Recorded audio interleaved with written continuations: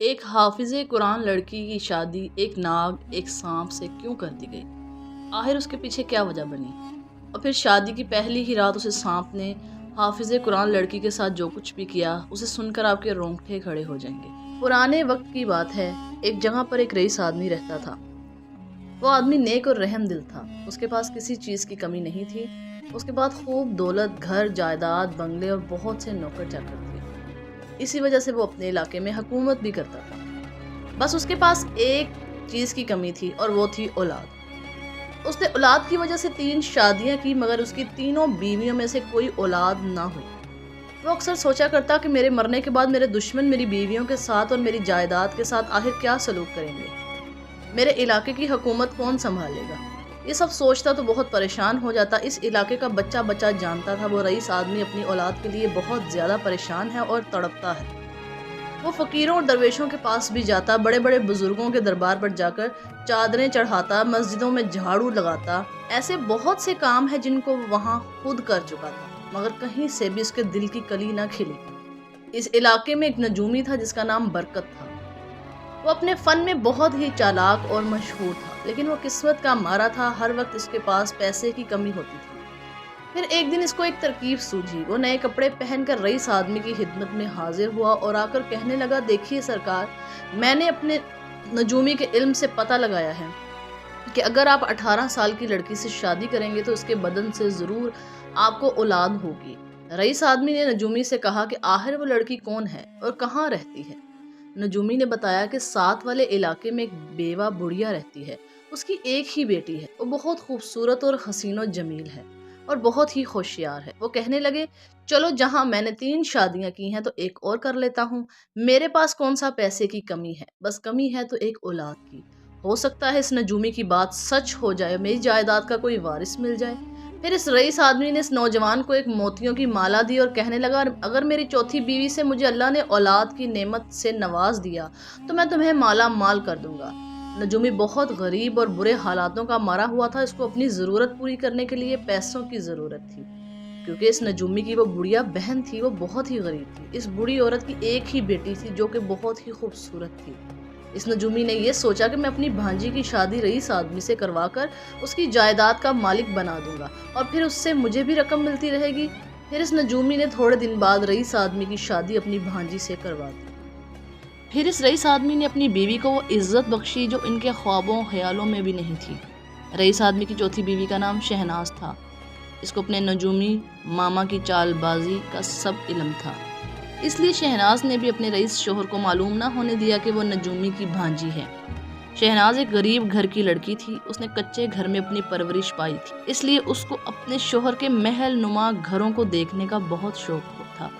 وہ روز اپنے رئیس شوہر کا ایک ایک محل دیکھا کرتی۔ جب اس نے سارے محل دیکھ لیے، اس کے شوہر نے اپنی بیوی سے کہا کہ میرا ایک ایسا محل ہے جو آبادی سے دور ہے، تم نے ابھی تک نہیں دیکھا، اور میرے باپ داداؤں نے بنایا تھا، وہ بہت پرانا ہے، اس کو دیکھنے کے لیے ایک دم سے وہ مچلنے لگی۔ رئیس آدمی کہنے لگا، اس محل میں صبح تمہیں میں خود لے کر جاؤں گا۔ جب صبح ہوئی، وہ رئیس آدمی اپنی بیوی شہناز کو پرانے محل میں لے کر گیا۔ وہ محل دیکھنے میں بہت پرانا لگ رہا تھا۔ محل میں بہت بڑے اور پرانے درخت بھی موجود تھے۔ اس محل کے ایک کمرے میں تلاوت کی آواز آ رہی تھی۔ جب شہناز نے اپنے شوہر سے پوچھا اس کمرے میں کون تلاوت کر رہا ہے، تو وہ آدمی اپنی بیوی کو اس کمرے میں لے گیا جس میں ایک اللہ والے بزرگ جو کہ بہت ہی نیک تھے وہ تلاوت کر رہے تھے۔ اس پورے محل میں اللہ والے بزرگ اکیلے رہتے تھے، وہ دن رات اپنے اللہ کی عبادت میں مصروف رہتے۔ شہناز نے اپنے شوہر سے کہنے لگی کہ یہ درخت دیکھنے میں بہت ہی عجیب نظر آتے ہیں، کہ ان بزرگوں کو ان درختوں سے خوف نہیں آتا؟ رئیس آدمی کہنے لگا، وہ اللہ کی عبادت میں مصروف رہتے ہیں، جو اللہ کی عبادت کرتے ہیں ان کے دل میں اللہ کا نور موجود ہوتا ہے، اور جن کے دل میں اللہ کا نور موجود ہو انہیں کسی قسم کا خوف نہیں ہوتا۔ ان اللہ والے بزرگوں کا کہنا ہے ان درختوں کے نیچے سانپوں کی ایک بستی ہے، کئی سانپ ایسے ہیں جو اللہ والے بزرگ سے باتیں کرتے ہیں اور انسانی شکل اختیار کرتے ہیں۔ شہناز یہ باتیں سن کر تھوڑا ڈر گئی تھی، پھر اس کے بعد وہاں اپنے گھر واپس چلی گئی۔ شہناز کی مدد سے اس کے نجومی ماموں اور اس کی بڑھیا ماں جو صدیوں سے غریبی کی زندگی جی رہے تھے، اب خوب مزے لے رہے تھے۔ ان کی ہر رات مزے مستی میں گزرتی، دن عید کی طرح گزرنے لگے۔ شہناز کی شادی کو 2 سال ہو گئے، مگر اس سے بھی اس آدمی کو اولاد نہ ہوئی، تو وہ رئیس شخص بہت مایوس ہوا۔ پھر ایک دن رئیس آدمی نے غصے میں آ کر اس نجومی کو اپنے محل میں بلوایا اور کہنے لگا تم ایک جھوٹے نجومی ہو، لہٰذا اب تم سزا کے لیے تیار ہو جاؤ۔ نجومی کہنے لگا سرکار میری جان آپ پر قربان، میرا سر آپ کے قدموں میں حاضر ہو، اس سے بڑی خوشی کی بات اور کیا ہوگی، لیکن آپ میری بات کا یقین کریں میں نے کوئی غلط بیانی نہیں کی تھی، آپ کے خاندان کا وارث آپ کا چشم و چراغ اسی سال ضرور ہوگا۔ اس آدمی نے ایک بار پھر خوش ہو کر اس نجومی کو موتیوں کا ہار دیا۔ وہ نجومی ہار لے کر اپنی بڑھیا بہن کے پاس گیا اور جا کر کہنے لگا تم تھوڑے دنوں میں یہ مشہور کر دینا کہ میری بیٹی شہناز رئیس آدمی کی سب سے چھوٹی بیوی ماں بننے والی ہے۔ وہ بڑھیا کہنے لگی یہ بات مشہور کرنا کوئی بڑی بات نہیں ہے، لیکن اس جھوٹی بات کو نبھانا بڑا مشکل ہے، اس کا انجام بہت برا ہوگا۔ نجومی کہنے لگا میری بہن تم فکر مت کرو، آخر تمہارا یہ نجومی بھائی کس دن کام آئے گا، آگے میں سب کچھ سنبھال لوں گا، بس ایک ایسی تدبیر بناؤں گا کہ میں اور تم بہت ہی عیش و آرام کی زندگی بسر کریں گے۔ پھر نجومی کی بڑھیا بہن نے چند دنوں میں یہ بات مشہور کر دی کہ شہناز ماں بننے والی ہے، اس آدمی کی سب سے چھوٹی بیوی اس خاندان کو وارث دینے والی ہے۔ اس آدمی نے خوش ہو کر غریبوں میں چیزیں تقسیم کی اور رئیس آدمی نے نجومی کو بھی اپنے پاس بلا کر بہت سارے انعام و اکرام دیے۔ نجومی رئیس آدمی سے کہنے لگا سرکار مجھے آپ کو ایک بات بتانی ہے، مجھے اپنے نجومی سے یہ پتہ چلا ہے آپ کے یہاں ایک خوبصورت شہزادے کی طرح کا بیٹا پیدا ہوگا۔ سرکار میرے حساب سے جو لڑکا پیدا ہوگا وہ عام انسان نہیں ہوگا، وہ آسمان کی نشانی ہوگا اور اس کے جسم پر ایک خاص نشان ہوگا جو اس کی قدرتی فضیلت کو ظاہر کرے گا۔ رئیس آدمی یہ سن کر بہت خوش ہوا، پورے علاقے میں اعلان کروایا کہ بہت جلد اس کے گھر ایک ولی بیٹا پیدا ہونے والا ہے۔ کچھ مہینوں بعد اچانک خبر آئی شہناز نے عجیب و غریب بچے کو پیدا کیا ہے۔ اس کا دھڑ انسان کا تھا مگر دھیرے دھیرے اس کی جلد پر چمکدار سبز دھاریاں ابھرنے لگیں اور اس کی آنکھیں ایسی چمکدار تھیں جیسے کوئی سانپ کی ہوں۔ بوڑھیا ماں چیخ کر بولی یہ بچہ نہیں، یہ تو ناگ ہے۔ پورے محل میں خوف و ہراس پھیل گیا۔ شہناز خاموش تھی کیونکہ وہ جانتی تھی کہ اس کی جھوٹی ماں بننے کی خبر کو سچ کرنے کے لیے نجومی نے کچھ کالا عمل کیا تھا۔ نجومی نے درویشوں کی پرانی کتابوں سے سیکھا ہوا ایک راز استعمال کیا تھا۔ اس نے انسان اور ناگ کی روحوں کو ملاپ کے ذریعے اکٹھا کیا تھا تاکہ رئیس کو وارث تو ملے مگر قیمت تھی ایک حافظ قرآن لڑکی کی قربانی۔ نجومی نے رئیس کو قائل کیا کہ یہ بچہ بہت خاص ہے لیکن اس کی روح تبھی مکمل ہوگی جب اس کی شادی ایک نیک پاکیزہ اور حافظہ لڑکی سے کی جائے گی، ورنہ وہ جانور بن جائے گا ہمیشہ کے لیے۔ رئیس آدمی پاگلوں کی طرح خواہش اولاد میں اندھا ہو چکا تھا۔ اس نے اعلان کر دیا جو بھی حافظہ لڑکی اس بچے سے شادی کے لیے تیار ہوگی میں اس کے خاندان کو سونے چاندی سے نواز دوں گا۔ غریبوں میں بھوک تھی، مجبوری تھی اور ایک دن ایک پاکیزہ حافظہ لڑکی کے باپ نے بیٹی کی رضامندی کے بغیر یہ رشتہ قبول کر لیا۔ وہ رات بے حد خاموش تھی، چاندنی محل کی دیواروں سے ٹکرا کر اندر اتر رہی تھی۔ سارا محل خوشیوں سے جگمگا رہا تھا مگر دلہن کا کمرہ وہاں سکوت تھا، بے حد گہرا سکوت۔ حافظ لڑکی جس کا نام نورین تھا اپنی دلہن کے لباس میں سجی قرآن کو سینے سے لگائے بیٹھی تھی، دل میں خوف، آنکھوں میں التجا اور ہونٹوں پر دھیما سا ورد ربی انی مغلوب فانتصر۔ دروازہ آہستہ سے چڑچڑاہٹ کے ساتھ کھلا، نورین کا سانس رک گیا، ایک سایہ آہستہ آہستہ کمرے میں داخل ہوا، انسانی قد و قامت مگر دھڑ کے نچلے حصے پر سانپ کی چمکدار جلد اور آنکھیں، زہر بھری سبز آنکھیں جو رات میں بھی چمک رہی تھی۔ نورین کانپ گئی۔ سایہ آہستہ سے بولا میں وہی ہوں جس سے تمہاری شادی کی گئی ہے۔ نورین تم انسان نہیں تو کیا ہو؟ ناگ نامکمل انسان، نامکمل جانور، میں ایک سزا ہوں کسی کے لالچ کی، اور تم میری آخری امید ہو۔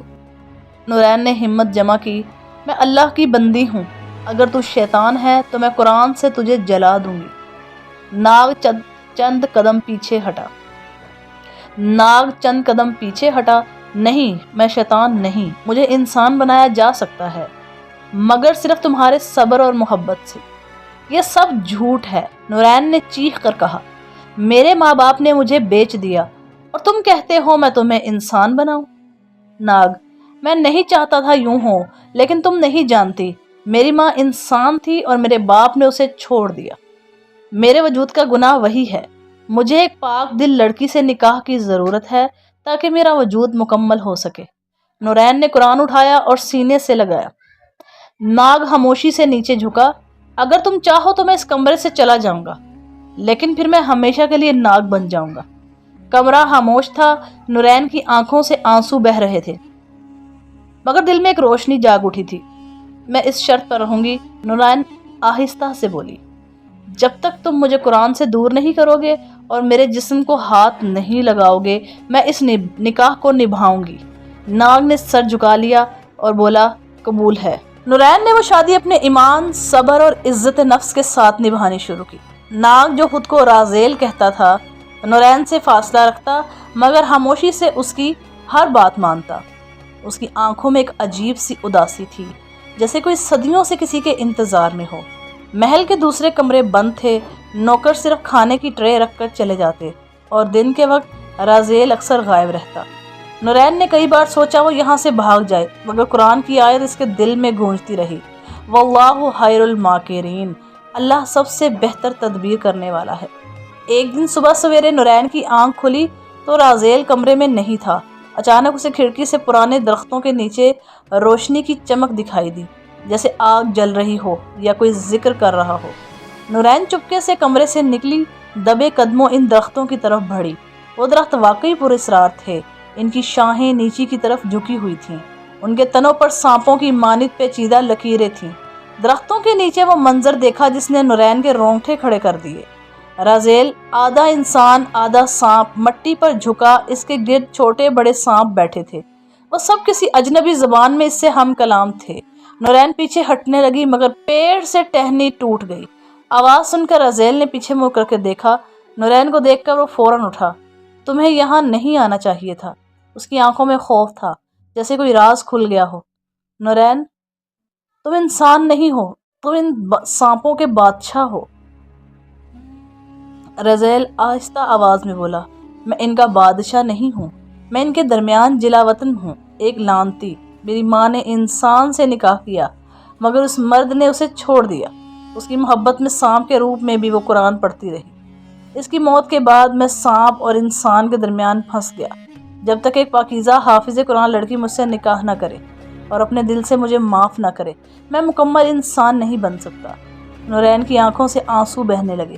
تو تمہارے وجود میں صرف زہر ہی نہیں، دکھ بھی ہے، لیکن ایک شرط ہے، جب تک تم اللہ کے سامنے سجدہ نہیں کرو گے میں تمہیں دل سے قبول نہیں کر سکتی۔ رازیل نے سر جھکا لیا، میں سجدے سے ڈرتا ہوں، میں گناہ گار ہوں۔ نورین، تو پھر میں تمہارے لیے دعا کروں گی، اپنی قسمت کے لیے بھی دعا کروں گی۔ نورین رات گئے تک جاگتی رہی۔ دروازہ کھلا تھا، قرآن کھلا تھا، اس کی آنکھوں سے بے آواز آنسو بہہ رہے تھے۔ ایک طرف دل کہتا تھا رازیل ایک بھیس میں قید معصوم روح ہے، دوسری طرف عقل کہتی وہ ایک سانپ ہے، زہر ہے، دھوکہ ہے۔ صبح جب سورج کی روشنی محل کی دیواروں سے ٹکرا کر اندر اتری، نورین نے پہلی بار رازیل کو سجدے میں دیکھا۔ قالین پر جھکا ہوا وہ بدن، آدھا انسان آدھا سانپ، مگر سجدے کی حالت میں بے حد عاجز اور نرم۔ نورین کی زبان سے بے اختیار نکلا، یا رب، اگر تو چاہے تو پتھر میں بھی زندگی ڈال دے، یہ آدھا سانپ آدھا انسان شاید تیری رحمت کا طلبگار ہے۔ اس وقت محل کے کونے کونے میں ایک عجیب سی روشنی پھیل گئی۔ دروازے جو صدیاں بند رہے اپنے آپ ہی کھلتے جا رہے تھے۔ نوکر خوف زدہ ہو گئے، درختوں سے سانپ غائب ہونے لگے، اور درویش جو سالوں سے عبادت کر رہا تھا اچانک نورین کے کمرے کے سامنے آ کر کھڑا ہو گیا۔ درویش نے کہا، بیٹی، تیرے صبر نے ایک لعنت زدہ روح کو جگایا ہے، مگر یاد رکھ، ہر زہر کا علاج نہیں ہوتا اور ہر دعا قبول ہونے سے پہلے آزمائش دیتی ہے۔ نورین حیرت سے دیکھتی رہی۔ درویش نے آسمان کی طرف دیکھا اور بولا، اس محل پر ایک عورت کی بد دعا ہے جس نے عشق میں دھوکہ کھایا۔ جب تک سچ کا سامنا نہیں ہوگا یہ محل اور یہ رازیل مکمل آزاد نہیں ہو سکتے۔ نورین نے ہمت کی اور درویش سے سوال کیا، کیا میں اس بد دعا کی حقیقت جان سکتی ہوں؟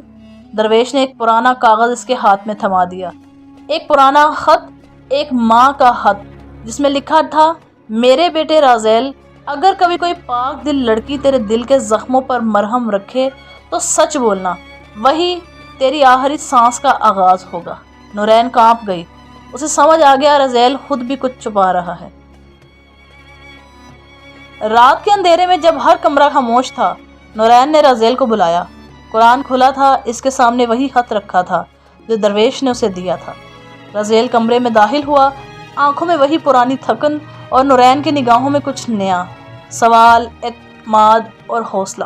نورین: رازیل، مجھے اب اور جھوٹ نہیں چاہیے۔ جو سچ تم چھپا رہے ہو وہ مجھے آج سننا ہے۔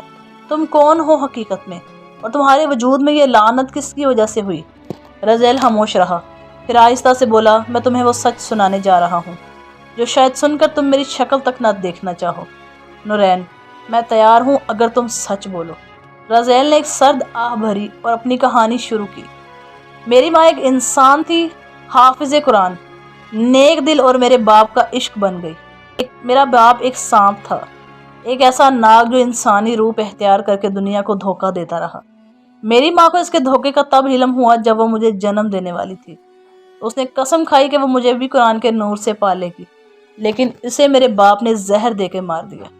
میری ماں نے مرتے وقت ایک بد دعا دی، یہ بچہ جب تک سچ نہ بولے اور جب تک قرآن کی حافظہ لڑکی اس کا ہاتھ تھام کر اسے راہ حق پر نہ چلائے، یہ مکمل انسان نہیں بنے گا اور ہر رشتہ اس کے لیے زہر بن جائے گا۔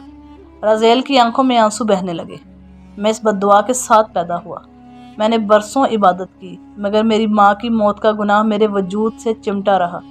نجومی ماموں نے مجھے استعمال کیا، شہناز نے مجھے چھپایا، اور میں صرف تم سے سچ کہنے سے ڈرتا رہا، کیونکہ میں جانتا تھا تم پاک ہو اور میں زہریلا۔ نورین کی آنکھیں بھر آئیں مگر وہ خاموش رہی۔ کمرے میں ایک طویل خاموشی چھا گئی۔ پھر نورین نے قرآن بند کیا اور بولی، اب تم آزاد ہو۔ نہ میرے دل میں تمہارے لیے خوف ہے، نہ نفرت۔ تم نے سچ بول دیا ہے، اب آزمائش میری ہے۔ میں تمہیں معاف کرتی ہوں اگر تم وعدہ کرو کہ تم ہمیشہ اللہ کی راہ پر چلو گے۔ رازیل سجدے میں گر گیا۔ اچانک محل لرز اٹھا۔ درختوں سے ایک تیز روشنی نکلی، جیسے صدیوں کی لعنت ٹوٹ گئی ہو۔ رازیل کا جسم چمکنے لگا، اس کے سانپ جیسے نشان مٹنے لگے، اور آہستہ آہستہ وہ مکمل انسان بن گیا۔ صبح سورج ایک نئی روشنی لے کر طلوع ہوا۔ محل جو کبھی پورے اسرار اور سنسان لگتا تھا، آج زندگی کی سانس لیتا محسوس ہو رہا تھا۔ رازیل اب ایک مکمل انسان بن چکا تھا۔ اس کی آنکھوں میں اب نہ زہر تھا، نہ خوف، بلکہ شکر، عاجزی اور محبت کا نور۔ اس نے نماز فجر کے بعد نورین کے سامنے آ کر سر جھکایا۔ میری سچائی سننے، مجھے معاف کرنے اور بچانے کے لیے شکریہ۔ اب میں تمہارے فیصلے کے لیے تیار ہوں۔ اگر تم چاہو تو میں ہمیشہ کے لیے چلا جاؤں گا۔ نورین کچھ دیر خاموش رہی، پھر آہستہ سے بولی، رازیل، تم صرف سانپ سے انسان نہیں بنے، تم نے اپنی ماں کی بد دعا کو دعا میں بدل دیا ہے، اور جہاں بد دعائیں دعا بن جائیں وہاں رشتے ختم نہیں ہوتے۔ میں تمہارے ساتھ ہوں، ایک حافظہ کے طور پر، ایک بیوی کے طور پر، اور ایک انسان کی حیثیت سے۔ دونوں کی آنکھوں سے آنسو بہے، مگر اس بار وہ آنسو خوف کے نہیں، سکون، قبولیت اور محبت کے تھے۔ محل میں جشن منایا گیا۔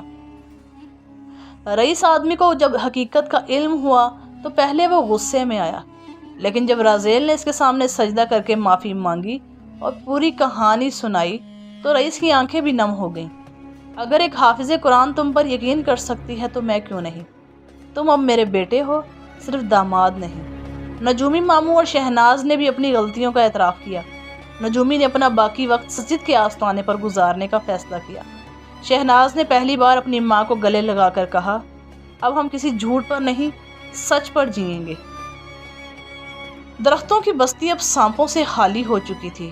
محل میں اذان کی آوازیں گونجنے لگی تھیں۔ نورین اور رازیل نے مل کر ایک مدرسہ قائم کیا جہاں قرآن پڑھایا جاتا تھا، اور ساتھ ساتھ انسانیت، صبر، سچائی اور معافی کا سبق بھی۔ یہ کہانی ہمیں سبق سکھاتی ہے کہ جس دل میں قرآن ہو وہاں روشنی خود راستہ بنا لیتی ہے۔ اگر زہر بھی سچ بول دے تو وہ دوا بن جاتا ہے۔